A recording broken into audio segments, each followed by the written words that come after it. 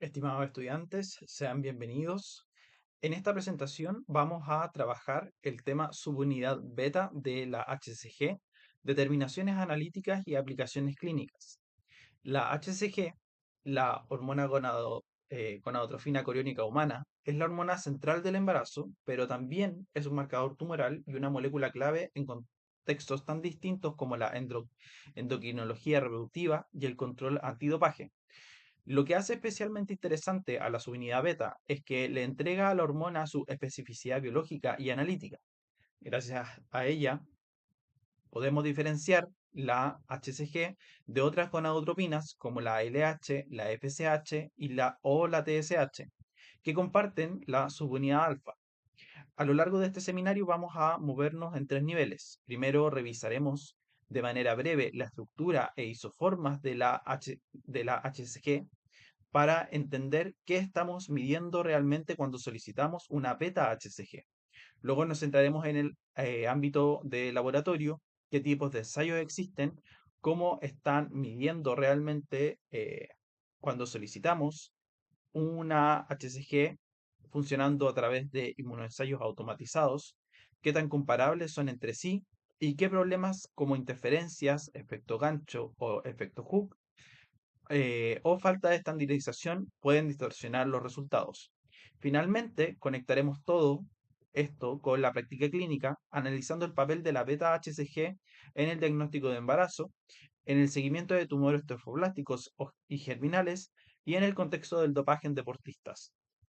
La idea es que al terminar no solo recuerden que la beta-HCG sube en el embarazo, sino que sean capaces de interpretar críticamente un resultado de laboratorio, reconocer cuándo puede ser engañoso y comprender por qué la elección de un método analítico importa tanto como el valor numérico que aparece en el informe. En esta diapositiva quiero que tengan muy claro qué deberían saber al terminar el seminario. En primer lugar, hablaremos de la estructura y fisiología.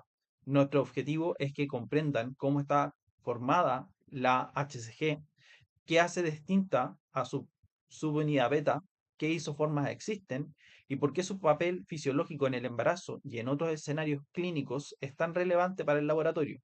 Sin esta base, todo lo demás se vuelve una lista de datos sueltos. En segundo lugar, nos centraremos en los métodos analíticos. Vamos a revisar qué tipos de ensayos se utilizan hoy para medir la beta-HCG. Inmunoensayos automatizados, pruebas rápidas y algunas técnicas más sofisticadas que se usan como confirmación. La idea es que puedan comparar métodos y entender sus fortalezas y debilidades. Por otra parte, en el tercer eje son las interferencias y limitaciones. No basta con saber cuánto marca la beta-HCG. Hay que preguntarse si el resultado es confiable. Analizaremos problemas como los anticuerpos heterófilos, el efecto gancho y otros factores preanalíticos que pueden generar falsos positivos o falsos negativos y alterar el juicio clínico. Finalmente, veremos la aplicación clínica. Todo lo aprendido se aterriza en ejemplos concretos, diagnósticos de embarazo y embarazo ectópico, seguimiento de tumores germinales y su uso en el contexto del dopaje deportivo. La meta es que al final puedan integrar la información de laboratorio con la situación clínica real del paciente y no interpretar la beta-HCG de manera aislada. En esta diapositiva vamos a detenernos en qué es la HCG y por qué la subunidad beta es tan importante para el laboratorio. La gonadotropina coriónica humana es una glicoproteína formada por dos cadenas unidas de manera no covalente.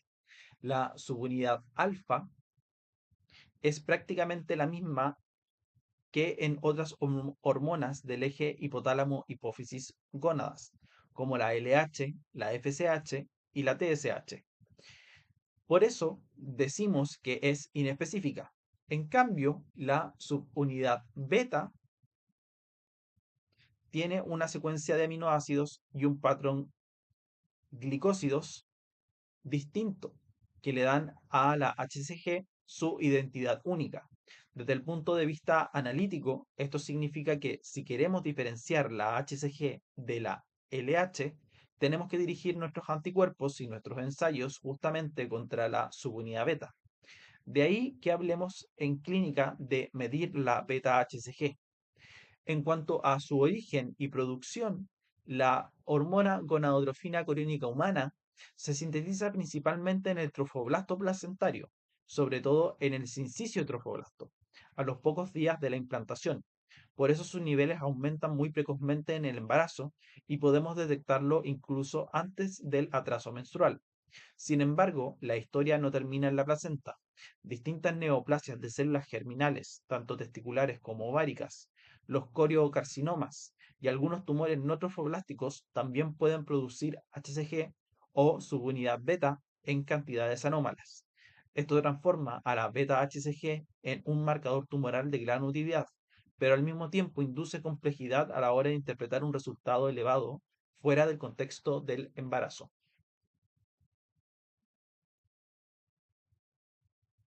Hasta ahora hemos hablado de la hormona gonadotrofina coriónica como si fuera una sola molécula, pero en realidad en el organismo existe un conjunto de isoformas. Esta diapositiva resume las más importantes y nos ayuda a entender por qué distintos ensayos pueden entregar resultados diferentes según la matriz que estemos analizando. En la parte superior izquierda tenemos a la HCG intacta, la molécula completa con sus dos subunidades. Es la forma que predomina en el suero durante el embarazo temprano y la que mide en la mayoría de los métodos rutinarios cuando pedimos una beta-HCG para confirmar embarazo. En paralelo está la beta-HCG libre, es decir, la subunidad beta separada circulando en sangre. Aunque es una fracción menor, se eleva en contextos específicos, por ejemplo, en el screening prenatal del primer trimestre o en algunos tumores trofoblásticos. Muchos ensayos la cuantifican de forma diferenciada. Por otra parte, tenemos a la gonadotrofina coriónica hiperglicosilada, que tiene más azúcares unidos a la proteína. Esta forma es muy abundante en las primeras etapas del embarazo y se asocia con la invasión del trofoblasto. También se observa en enfermedad trofoblástica gestacional. Por último, tenemos a la beta-core fragment, que es un fragmento degradado de la subunidad beta que se excreta sobre todo por orina. Es la forma dominante en muestras urinarias y es clave en el contexto de pruebas de embarazo en orina, antidopaje y seguimiento de algunos tumores. Quédense con la idea central. Según la isoforma y la matriz, cambia qué estamos midiendo y cómo debemos interpretar el resultado. En esta diapositiva vamos a resumir por qué la beta-HCG es tan importante en la práctica clínica. En primer lugar está el diagnóstico precoz del embarazo. La beta-HCG se hace detectable en sangre alrededor de los días 6 a 8 postconcepción, es decir, incluso antes del retraso menstrual. Los inmunoensayos séricos cuantitativos tienen una sensibilidad muy alta, por lo que hoy son considerados el estándar de referencia para confirmar gestación. Más adelante veremos qué puntos de corte se utilizan y cómo interpretar los valores. En segundo lugar, la curva de beta-HCG nos ayuda a valorar complicaciones gestacionales. Un ascenso más lento de lo esperado o un estancamiento puede sugerir un embarazo ectópico. Un descenso progresivo se asocia con la amenaza de aborto o pérdida en evolución. Y valores muy elevados para la edad gestacional orientan a una gestación molar o enfermedad trofoblástica. Aquí no miramos solo el número aislado, sino la dinámica en el tiempo. La beta-HCG también es un marcador tumoral. Participa en el diagnóstico y seguimiento de tumores germinales testiculares y ováricos, así como a la enfermedad trofoblástica gestacional. Su descenso después del tratamiento es un indicador directo de la respuesta terapéutica. Finalmente, en el ámbito del dopaje deportivo, la hormona gonadotrofina coriónica está prohibida en varones porque estimula la producción endógena de testosterona. Por eso, cualquier nivel detectable en orina masculina se considera sospechoso y obliga a investigar si hay administración exógena de la hormona.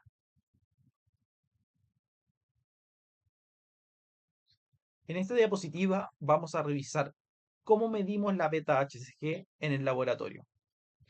En la práctica rutinaria, los protagonistas son los métodos inmunológicos automatizados, quimioluminiscencia, electroquimioluminiscencia y ELISA en plataformas cerradas.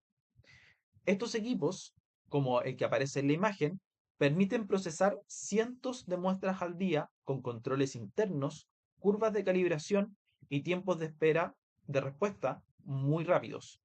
Su sensibilidad típica está en el orden de los 10 a 25 miliunidades internacionales por ml, o incluso menos, lo que es suficiente para la mayoría de las aplicaciones clínicas. En segundo nivel, tenemos las pruebas cualitativas rápidas basadas en inmunocromatografía.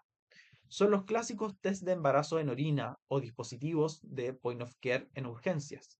No nos entregan un valor numérico en sí, sino un resultado positivo o negativo. Y su rendimiento depende mucho de la concentración urinaria y del momento del ciclo en que se aplica el test.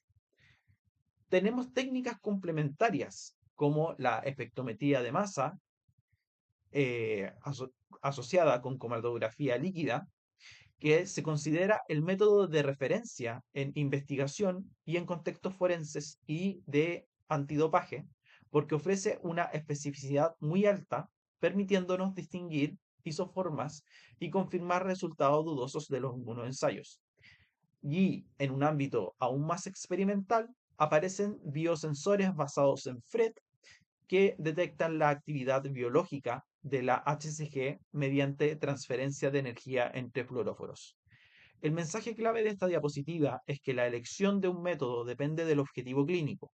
Para el diagnóstico rutinario usamos inmunoensayos automatizados.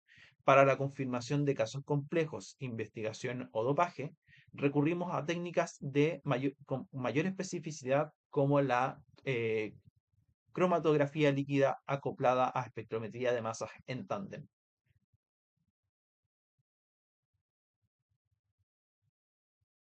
En esta diapositiva quiero que se fijen en una idea clave.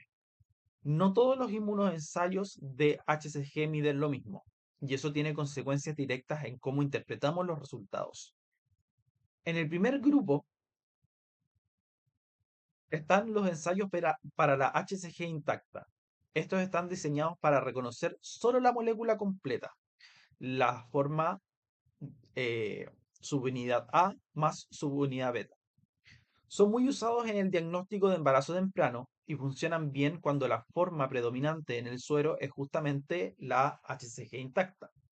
El problema es que en situaciones donde aumenta la beta-HCG libre, por ejemplo en algunos tumores trofoblásticos, estos métodos pueden subestimar la verdadera carga de la hormona.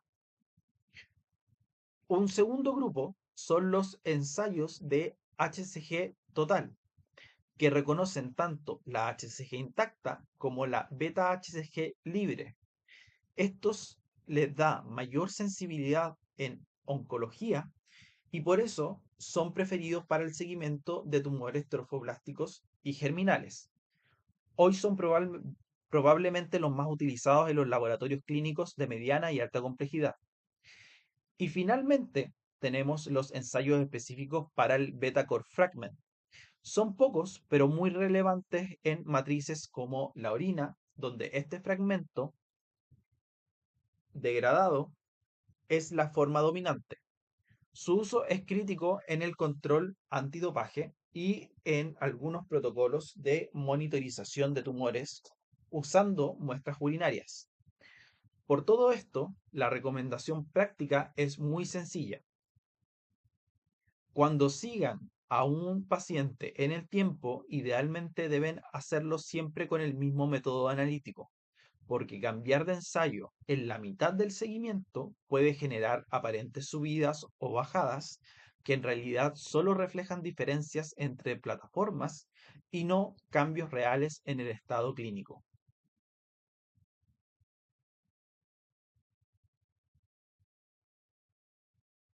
Ahora vamos a entrar en un tema que para el bioquímico clínico es crítico. Los errores analíticos en la medición de la beta-HCG. La idea es que cuando vean un resultado que no cuadra con la clínica, puedan sospechar de la técnica antes de culpar al paciente. Partamos con los anticuerpos heterófilos. Estos son anticuerpos humanos que reconocen de forma inespecífica a los anticuerpos animales, usados en el inmunoensayo, especialmente los de ratón. Pueden puentear el anticuerpo de captura con el de detección, aun cuando en la muestra no haya gonadotrofina coriónica humana, generando falsos positivos. Esto es más frecuente en pacientes con enfermedades autoinmunes, títulos altos de factor reumatoide o exposición previa a animales de laboratorio o terapias con anticuerpos monoclonales. El segundo problema es el efecto gancho, también conocido como efecto Hooke o de prosona. Aquí ocurre lo contrario. Hay concentraciones extremadamente altas de gonadotrofina coriónica humana, como en algunas molas hidatidiformes o coriocarcinomas, que saturan todos los anticuerpos por separado e impiden que se forme el sándwich completo que podemos observar y que es el fundamento de los inmunoensayos. El equipo interpreta poca señal y entrega un valor falsamente bajo o incluso negativo. Se corrige repitiendo el ensayo en diluciones seriadas. Por otra parte, la biotina es una interferencia clásica. Muchos inmunoensayos usan el sistema biotina-streptavidina. Si el paciente toma dosis altas de suplementos con biotina, esta compite con la del reactivo y puede producir resultados falsamente bajos. Por eso se recomienda suspenderla 2 a 3 días antes del análisis. Finalmente están las condiciones de la muestra. Hemólisis intensa, lipemia, contaminación bacteriana o una orina muy diluida pueden alterar la medición. En orina siempre es útil mirar la creatinina para evaluar si la muestra está demasiado diluida. El mensaje central es que conocer estas interferencias permite evitar diagnósticos erróneos basados en una beta-HCG engañosa.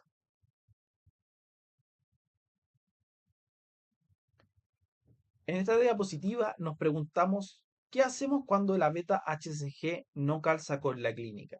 Es decir, cuando tenemos una discordancia, claro, analítica o sospechamos de una interferencia. La idea no es aceptar el resultado sin más, sino que aplicar un protocolo sistemático de verificación antes de que ese número gatille decisiones importantes, como interrumpir un embarazo o iniciar quimioterapia. Y aquí la palabra clave es comunicación. El laboratorio y el equipo clínico tienen que conversar. El primer paso es verificar la linealidad mediante dilución seriada. Tomamos la muestra y la diluimos, por ejemplo, 1 en 2, luego 1 en 4, luego 1 en 10 y así sucesivamente. Si los resultados se reducen de forma proporcional, descartamos efecto gancho. Si la curva se comporta de manera extraña, pensamos en interferencias como anticuerpos heterófilos. Segundo, podemos usar bloqueadores de interferencias, sueros comerciales que neutralizan anticuerpos heterófilos. Medimos antes y después del bloqueo y comparamos. Si la beta-HCG cae drásticamente, probablemente el problema venía por ahí. Tercero, es muy útil medir en un método alternativo. Otra plataforma, otro fabricante o incluso otra matriz. Esto se complementa con el cuarto paso, comparar suero y orina. Como los anticuerpos heterófilos casi no afectan la orina, un resultado positivo en ambas matrices refuerza que el hallazgo es real. Finalmente, todo debe ir acompañado de una discusión entre el equipo clínico y el equipo de laboratorio.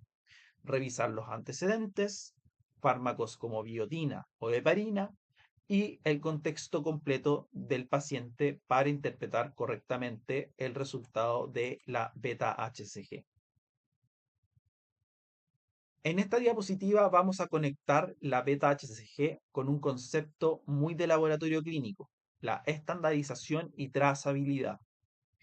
La Organización Mundial de la Salud ha ido generando a lo largo de las décadas distintos estándares internacionales para la hormona gonadotrofina coriónica humana.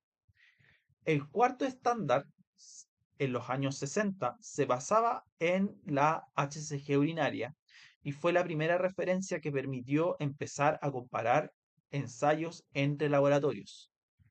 El quinto estándar, hacia finales de los años 80, ya utiliza una preparación purificada de HCG intacta y mejora la trazabilidad de los inmunoensayos modernos.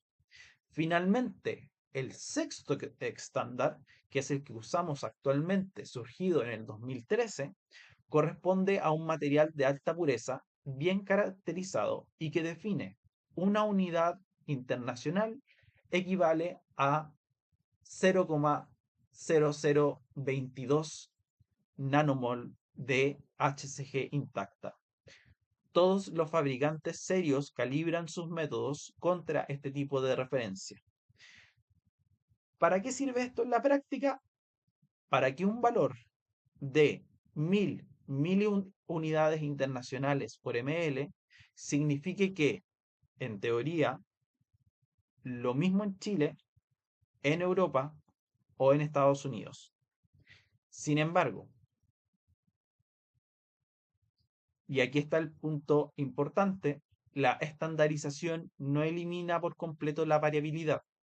Los distintos inmunoensayos usan anticuerpos diferentes, reconocen isoformas de manera desigual y presentan una variabilidad intermétodo, que puede llegar fácilmente al 10 hasta el 30%. En el gráfico de acá a la derecha, ustedes pueden observar que en distintas marcas tenemos distintos porcentajes de variación. Si tomamos una plataforma como referencia, las otras pueden sobreestimar o subestimar la concentración real. Por eso insistimos tanto en el mismo mensaje. En un paciente que estamos siguiendo en el tiempo, ya sea una gestación complicada o un tumor germinal, es crítico utilizar siempre el mismo método analítico. Cambiar de plataforma a mitad del seguimiento puede generar cambios aparentes de la beta-HCG, que no reflejan la biología del paciente, sino simplemente diferencias en el ensayo. En esta diapositiva les traigo un ejemplo concreto de validación de método, que es el estudio de Kate y colaboradores sobre el Immunolite 1000 en orina. La idea es ver cómo se traduce todo lo que hemos discutido en números reales. Primero, fíjense en las características analíticas.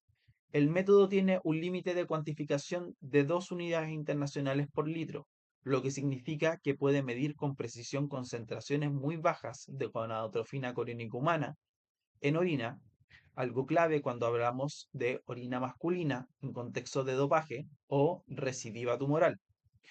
Por el otro extremo, mantiene una linealidad hasta las 3.500 unidades internacionales por litro, cubriendo desde embarazos tempranos hasta tumores con una secreción muy elevada de hormona.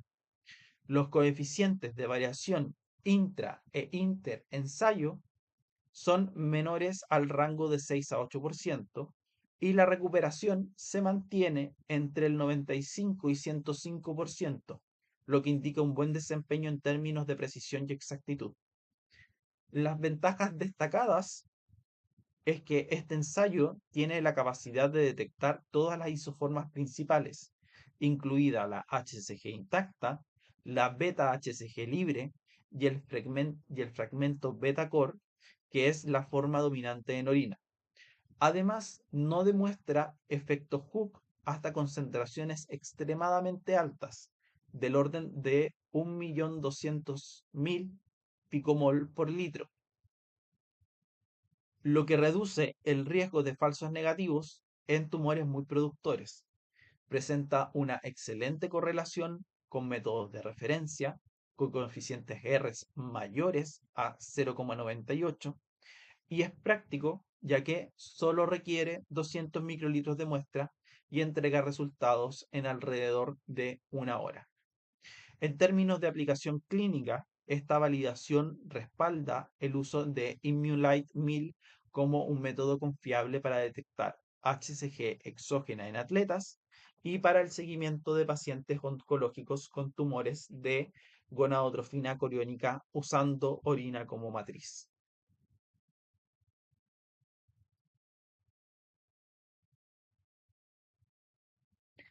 En esta diapositiva vamos a aterrizar la beta-HCG en el contexto que todos conocen, el embarazo.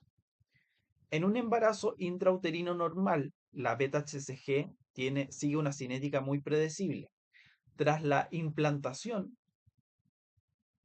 alrededor de los días 6 a 8 postconcepción, ya podemos detectarla en sangre.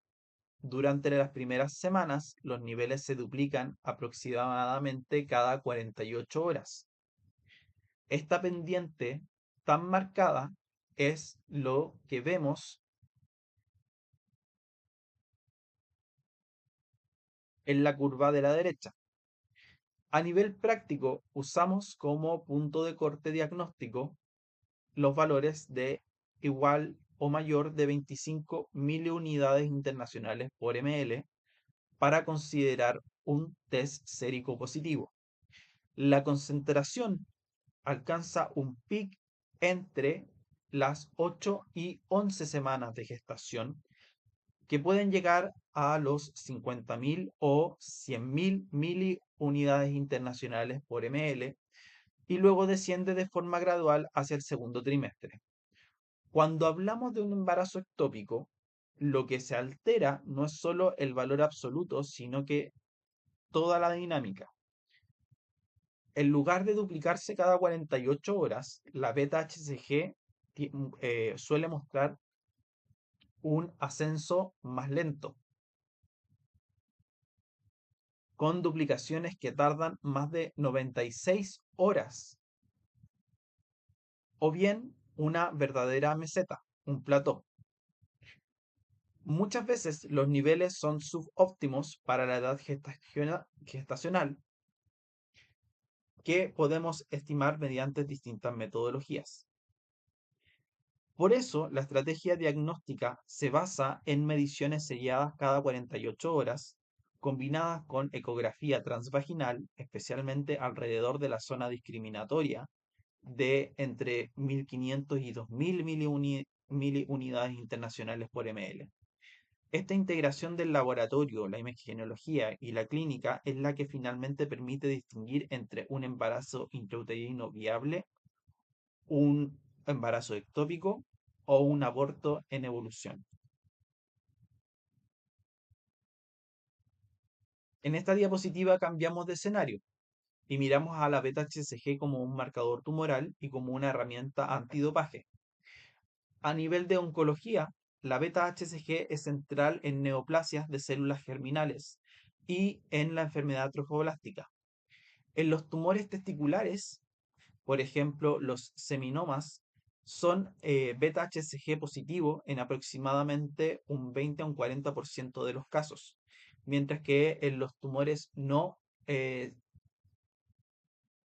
seminomatosos, que incluyen coriocarcinomas y seminomas, adicionalmente de componentes trofoblásticos, pueden ser beta-HCG positivos en un 80 o un 90%. En las molas hidatiformes y coriocarcinomas gestacionales, los niveles llegan a ser extremadamente altos, muchas veces por sobre las 100.000 miliunidades internacionales por litro. Algo similar ocurre en ciertos tumores ováricos, como los disgerminomas o los teratomas con diferenciación trofoblástica. Un detalle importante es que en algunos de estos tumores se eleva sobre todo la beta-HCG libre, por lo que conviene que el método mida tanto la forma intacta como la fracción beta. Desde el punto de vista clínico, esto se traduce en varias utilidades. Sirve para el diagnóstico inicial y la estadificación, para monitorizar la respuesta a la quimioterapia, para la detección precoz de recidivas o resurgimiento del tumor, y además los niveles pretratamiento tienen valor pronóstico correlacionándose con la supervivencia. Por otra parte, en el ámbito del dopaje, la HCG está prohibida por la Agencia Mundial Antidopaje, WADA, particularmente en varones, porque se comporta como un análogo de la hormona luteinizante. Estimula las células de Leydig, aumenta la producción de testosterona y puede maquillar el hipogonadismo que dejan los ciclos de esteroides anabólicos. Analíticamente, cualquier nivel detectable de hormona gonadotrofina coriónica en orina masculina se considera normal y un umbral de sospecha habitual es mayor a 5.000 unidades internacionales por ml.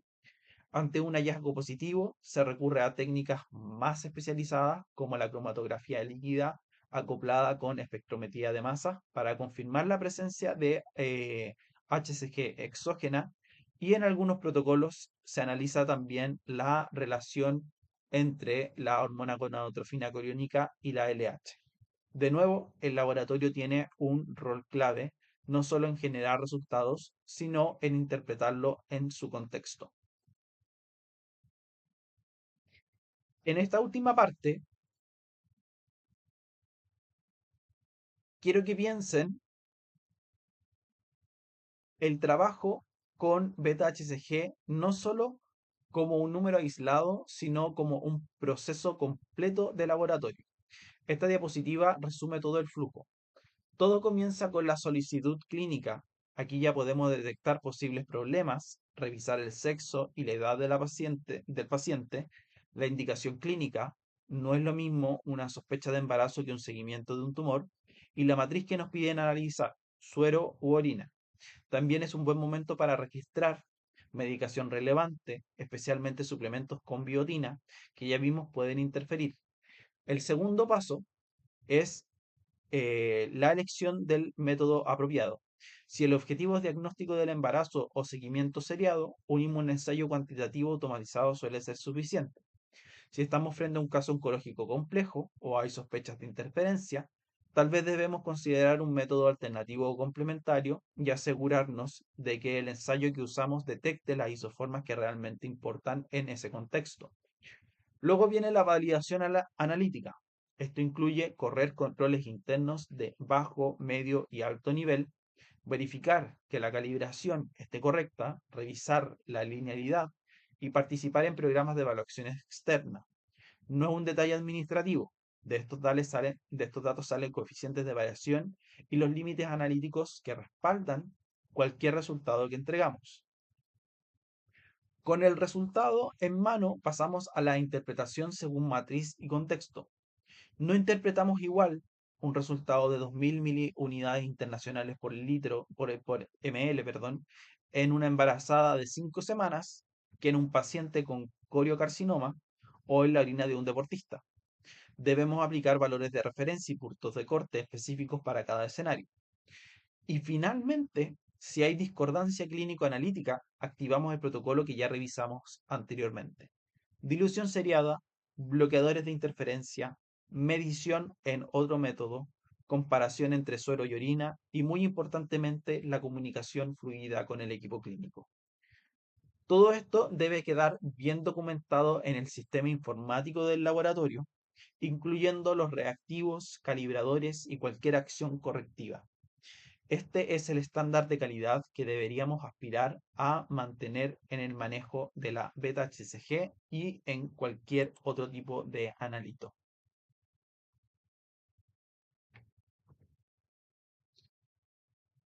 Para cerrar, me gustaría que se queden con 4 mensajes claves sobre la beta-HCG. Primero, es un marcador versátil y multidisciplinar. Aunque lo asociamos de inmediato al embarazo, vimos que también es fundamental en oncología y en medicina deportiva. Por lo tanto, un mismo analito participa en decisiones tan distintas como confirmar una gestación, monitorización de un coriocarcinoma o detectar dopaje en un atleta. Segundo, el conocimiento de las isoformas y de los métodos no es un detalle técnico, es parte del razonamiento clínico. Las distintas isoformas de HCG predominan según la matriz y el contexto. Si no sabemos qué isoformas detecta el ensayo de nuestro laboratorio, podemos interpretar mal un resultado. Tercero, los inmunoensayos ofrecen alta sensibilidad, pero con limitaciones. Anticuerpos heterófilos, efectos Hooke, biotina y errores preanalíticos siguen siendo causas frecuentes de falsos positivos y negativos. Por eso necesitamos protocolos claros de verificación ante resultados discordantes. Cuarto, la estandarización sigue siendo imperfecta. Aunque la OMS provee estándares internacionales, la variabilidad intermétodo persiste y el seguimiento de un mismo paciente debe hacerse idealmente con la misma plataforma. Y finalmente, nada de esto funciona sin protocolos robustos de validación, confirmación y comunicación clínico-laboratorio. De esta medida, en resumen, la excelencia en el análisis de la beta-HCG depende tanto de la tecnología como del criterio clínico, crítico y del compromiso con la calidad analítica. Estimados estudiantes, hemos llegado al final de este seminario que espero les haya sido de utilidad. Cualquier duda o consulta nos pueden contactar a nuestros correos o al finalizar nuestras sesiones teóricas. Muchas gracias.